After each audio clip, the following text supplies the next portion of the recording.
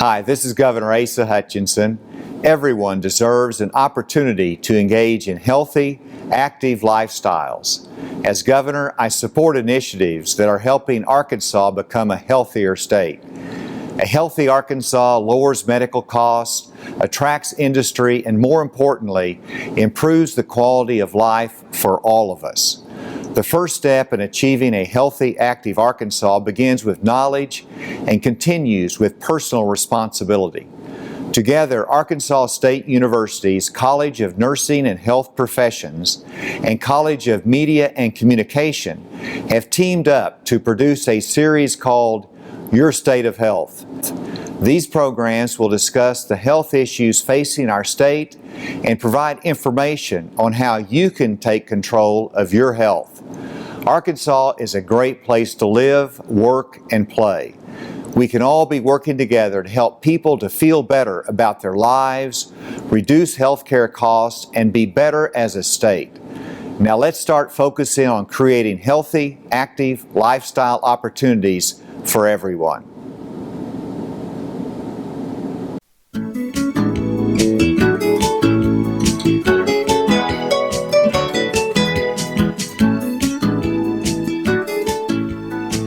Welcome to Your State of Health. I'm Kirsten May.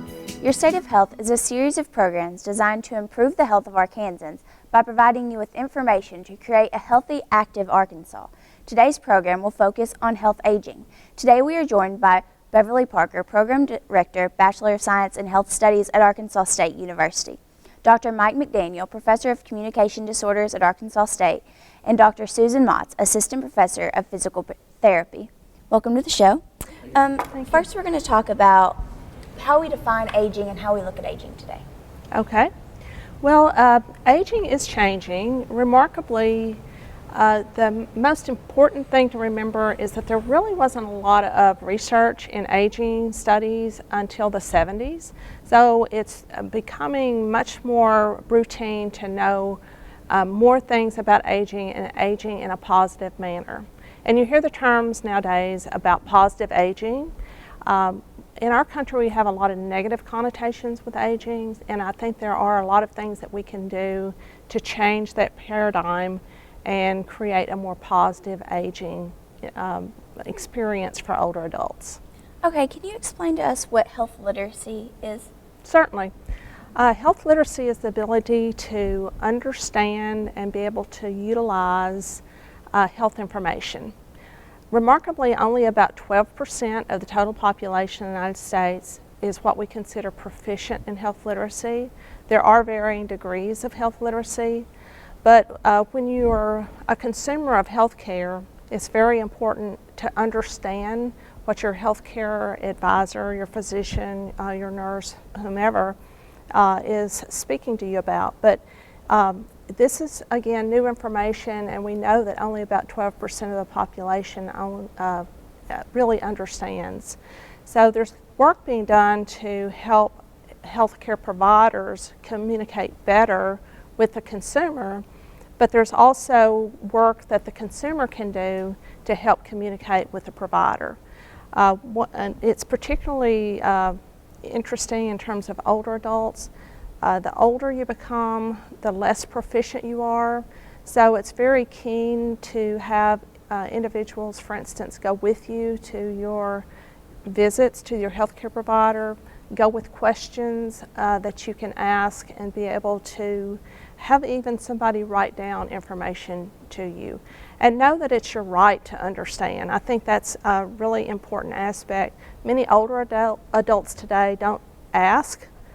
They're not told and they don't ask, so I think it's very important that we inform the public that it's their right to know and that they should be very persistent in knowing information. We want the patient to understand, and so we welcome questions, we want questions, we like that, so people shouldn't be afraid to ask questions. It's also important to understand that having low health literacy has nothing to do with intelligence. You can be a very, very intelligent person, but that doesn't mean you understand what's going on with your body or with your health at that moment. So again, please ask. Mm-hmm. Excellent. Okay, Dr. McDaniel, we're going to talk about aging and how that affects your ability to hear specifically. Okay. How does that affect it? It certainly does. I sometimes tongue-in-cheek say that we're all going to get to experience hearing loss if we live long enough. I think it's just the reality of aging. We see a lot of people in our ASU clinic that have age-related hearing loss. What is the impact of age-related hearing loss? That's really hard to quantify. The things that we see are obviously the social impact. There is a tendency, I'm sure as Beverly will agree, for elderly people to begin to withdraw. They're not as social as they were. So there's a real strong social element that's associated with the hearing impairment that's age-related. And there's probably also real strong, I don't know that we pay as much attention to it as we should, but there's a real strong emotional reaction to it as well. So, would you say that hearing loss is the most common age-related problem? It depends on who you read, but I think if it's not at the top of the list, it's right up there near the top with emotional problems as well. They go along with aging. Is there a medical term that we need to know for age-related hearing loss? The term is presbycusis, and as I tell my class, it's got nothing to do with hearing loss in Presbyterians. It's an interesting word. It's a Greek prefix that means age or age-related. And the cusis, I think, is Latin, so it's age-related hearing loss. It's a term that we use. And does the presbycusis, does that affect both genders equally, or does it favor one? Men seem to have a little more susceptibility. They begin to notice it sooner, and it may progress faster for a number of reasons. And you talked about this a little bit. Is it inevitable? Everyone that ages, are they always going to have hearing issues? Yeah, it is inevitable. And I was involved early on in my career here at ASU, where I was involved with the hearing science laboratory at Memphis State, then it's University of Memphis now, and we were doing a study that was a cross-sectional study where we were looking at hearing loss across the lifespan. And I was running a bunch of different types of tests, and we needed individuals who were 80 or 80 plus that had normal hearing, and they're hard to find. We really needed 10, and I think I was able to finally find 7 that met the criterion for normal hearing. So it's hard. It's hard to find. If you ask an 80-year-old if they have a problem with their hearing, they may tell you no, but in reality, they've lost some of their hearing. Aside from age, what's really going on in the ear to cause the presbycusis? Well, we used to use the word presbycusis just kind of as a blanket term that just covered hearing impairment that was age-related. But as we've learned more about it, there's different things, and it has to do with the various systems of the ear. There's obviously a sensory component where the neuroepithelium in the ear just begin to atrophy. We have a neural component, which is basically the same thing. The neurons begin to atrophy. There is a vascular type of presbycusis. The blood supply, even though the inner ear is a very small end organ, it still is a fairly vicious consumer of its groceries. It lacks its nutrients and it lacks its blood supply, and that becomes compromised with age. So there's a vascular component, and then there's a mechanical component to presbycusis. I can probably just tell you that when I get up in the mornings, my knees and back don't feel like they did when I was 18 years old. And that kind of thing's still going on inside the ear. There's just mechanical changes associated with aging. And all those things, it's hard to separate one from the other, but with a thorough case history, you can pretty well figure out what's going on. Is there anything we can do to reduce our chances of developing it or lessen the severity of it? Die early. Actually, there's a good deal of research that shows that if, a healthy lifestyle, avoiding excessive exposure to hazardous noise levels, things which are toxic, all are going to probably hurry the process along or exacerbate it. And once it's present, is there anything that you can do to reduce the impact of the hearing loss? I kind of anticipated that question. I thought about it. There is really some interesting things going on now with stem cell research and regeneration of hair cells inside the cochlea. So, I'm not sure that that's going to happen in my lifetime, but it may very well happen within your lifetime where they're able to go in and repair some of the structures inside the cochlea. That's down the road a ways. Very often these people are good candidates to get help from hearing aids. But again, hearing aids aren't panaceas. They're not a perfect solution. I always tell my clients that hearing aids are not going to be as good as the ears that God started you out with, and that's true. But we've come a long way with hearing aid technology, and some of the things that we're able to do now we couldn't do 20 or 30 years ago. So there's hope out there. It's not all gloom and doom. Okay, thank you. Thank you. Dr. Motz, we're going to move on to you. And what is filial responsibility? Filial responsibility filial is Latin for son, and so what is the child's responsibility to care for a parent who is aging? Now, sometimes it could be the other way around where you're looking at the parent's responsibility for a child, but in this case what we're talking about is aging parents, or maybe aging ourselves, and who's responsible for taking care of us. And what does the law say about this responsibility? Well, that's an interesting question. The law has changed a lot. Many years ago, before Medicaid existed, there were filial responsibility laws in 45 states. And now I think it's down to 28. So the law has changed a lot.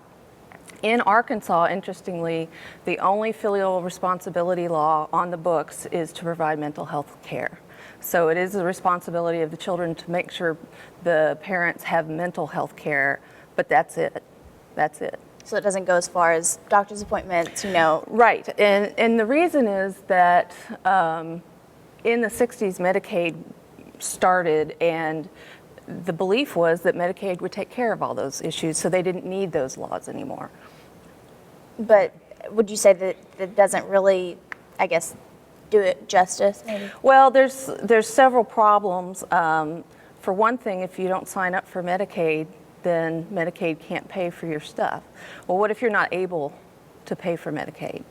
And there's been several lawsuits recently where nursing homes have sued families because they failed to sign up for Medicare, and then the nursing home couldn't get paid.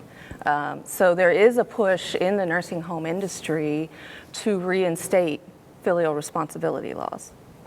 And I feel like the answer might be obvious, but why should we be interested in this topic? Well, because it is a topic that is gaining ground, that a lot of big national companies that provide nursing home services are interested in reinstating these laws, and so the laws might change in this country, and so and particularly in Arkansas. So we just need to watch what's going through the legislature and just be aware of what this means and what the implications are. And I'm 21 now. What should I be prepared for if my parents need caregiving help? Well, it's a good idea to plan ahead.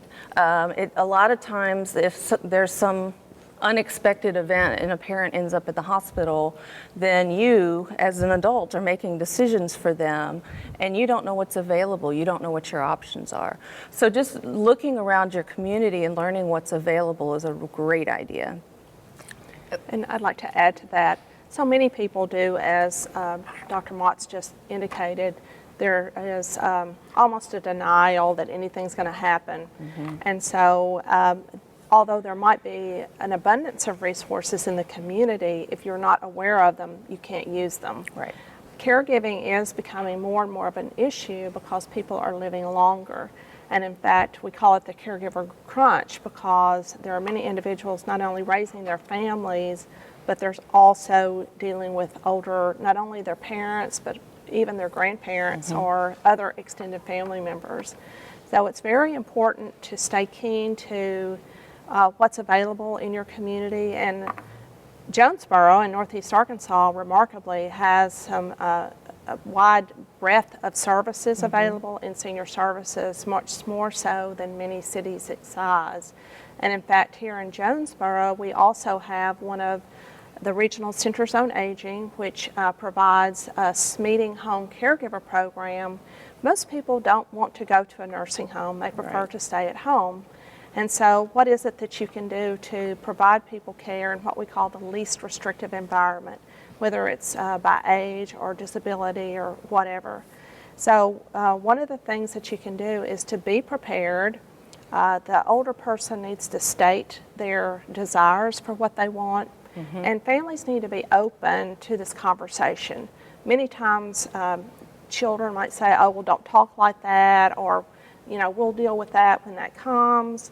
However, you really need to be aware of what the family and the parent wants for themselves and be able to access resources. Another important aspect to that is also called aging in place. Aging in place is being able to, again, live in the least restrictive environment. And back to planning ahead, it's very important to be able to prepare your home for living in it as long as you're physically able. An example would be having at least one bedroom on the lower level, having an entryway that's at ground level so there's not steps coming into the house. And there's also other things that you can do within the home, like larger doorways so that a walker can go through the doorways. So it's called aging in place. Another term that goes along with that is called universal design, to be able to design a home that it's one that you can live out your last years without having difficulty in your home or having to relocate. And what are some things, and those are good examples of, you know, if at 25 I decide to build a house, things I can do to make sure that I'm there, you know, for as long as I can be. What are some other things that someone my age can do to prepare for getting older? Well, one is knowing what's available in your community. So if your parent has to go into a nursing home for rehab, for example, do you know which one you want, or are you going to send them to the first one that has a bed available because you have no idea? Another thing is to look at having a living will and a durable power of attorney, so that you have on record what your wishes are should you have some sort of issue, and be sure you have a copy of your parents, so if something happens to them, they have expressed to you exactly what they would like their care to be. And why do we say that, I know you talked a little bit about aging is changing and our connotation of it, but what are the opportunities that people who are entering their third stage of life have that people before didn't have? Well, it's really interesting because as people are living longer, there are new opportunities. And one word that is being used a lot now is retirement. Rather than people retiring and just retiring and like going to the house and, you know, spending your time there, it's also the ability, because we are healthier now in late life, where you can work longer and work in a job that you really enjoy.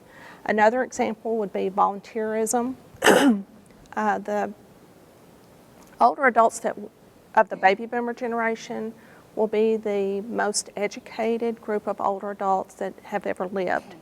So there's a lot of potential there that this group of individuals can be used in communities throughout the United States to really affect change. A word we use for that is called civic engagement. Whether you're still working, not working, retired, whatever, you can be very useful in your community, whether it's, you know, volunteering with children or volunteering with the Chamber of Commerce. Those are really good ways to stay involved and active.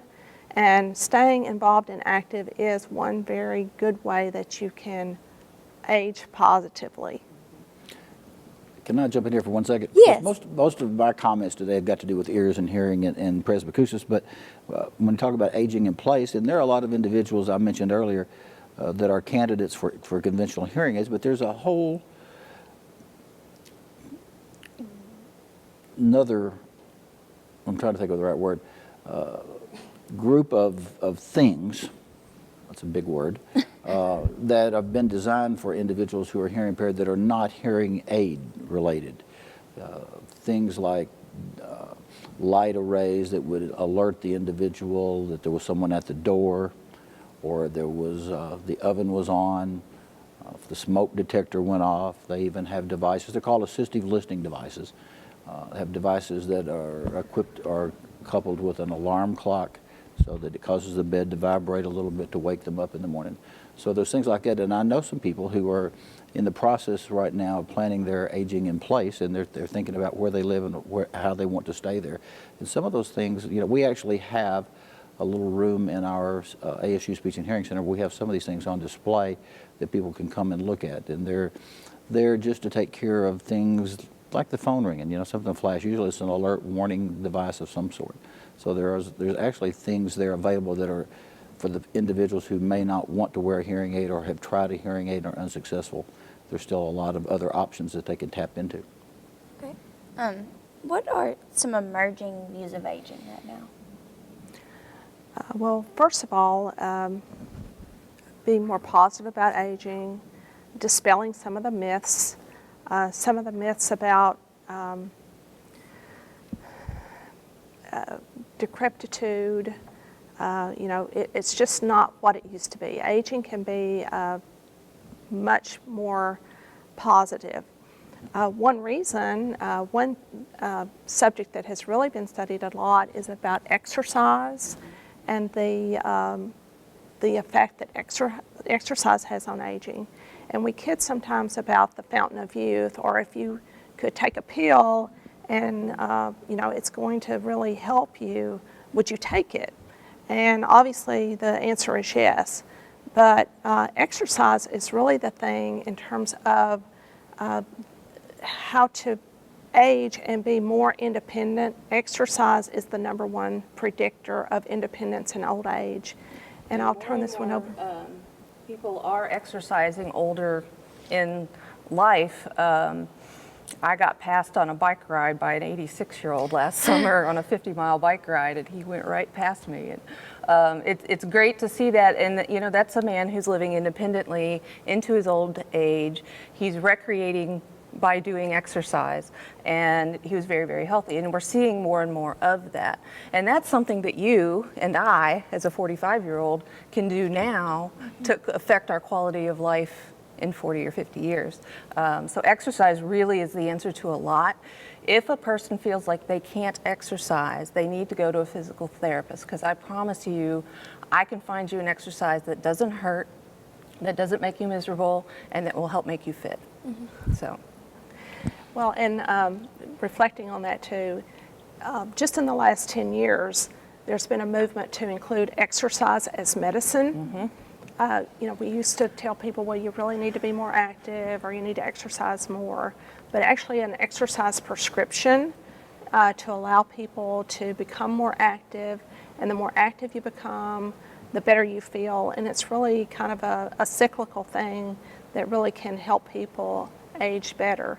And reflecting on what Dr. Motz just said, the things that we do in our 40s, 50s, and 60s has a vast impact on our 70s, 80s, and 90s.